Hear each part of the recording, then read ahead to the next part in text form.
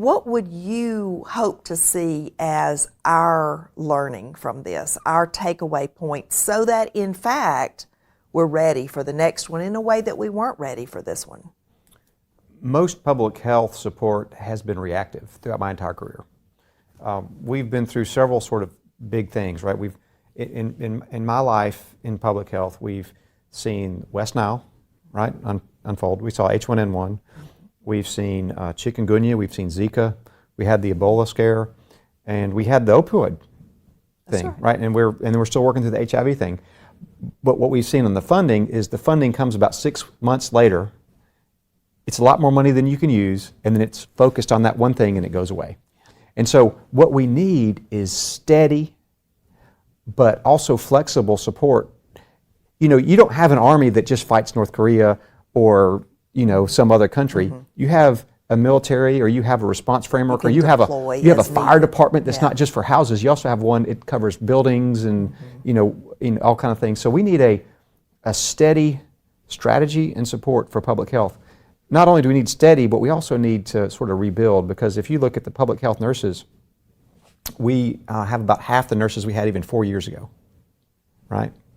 Because again, I mean, and part of it's not only a funding issue, but an pay equity issue, because we've seen, you know, health care folks have had and you know this. Oh, I know this very well, yeah. You know, pay scales have increased, yes, but state governments have not, you know, essentially, at least minimally. So we feel that every day in our struggle to stay competitive with the market, with our nurses and our respiratory therapists and everybody. It's a very real thing. We just got to really be open-minded about having the public health workforce, the preparedness force that we need for the current challenges, but the future challenges. And that's something that through my whatever national advocacy that I've been involved with is trying to help people realize that, because the irony is we would have saved money not only in the preventive side, but in the pure dollar side. Because if you'd taken 80% or less of all the money that we had spent on all these different things, chikungunya and Ebola and whatever, and just said, hey, we're just going to invest in the infrastructure. And we're just going to give it to you steady stream, and y'all just build it up. Accountability, you got to have accountability, there's no doubt. Right. We would be in a phenomenally better place, much better place. So do you think as a nation we will learn from this and on the go forward have a different approach?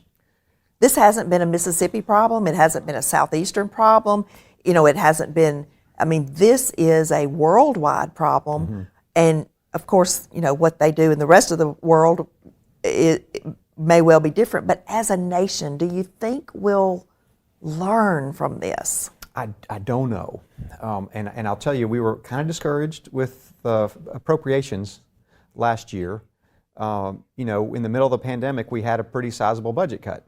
You know, that was even sort of disproportionate to our budget. So we're hoping that folks will realize that we have to invest, and it has to be at a state level. It needs to be at a federal level. You know, we have short memories, mm-hmm. and you know, and we also, you know, we have heart disease every year. We don't have a pandemic every year, and so it's hard to keep people's eye on the prize about, hey, we got to be ready. We got to be ready. But you know, maybe, you know, when 9/11 happened, we did build up our response infrastructure a lot better. We did. With our, you know, with HHS or Homeland Security and all that. So maybe, but it's not assured. Yeah. Not assured.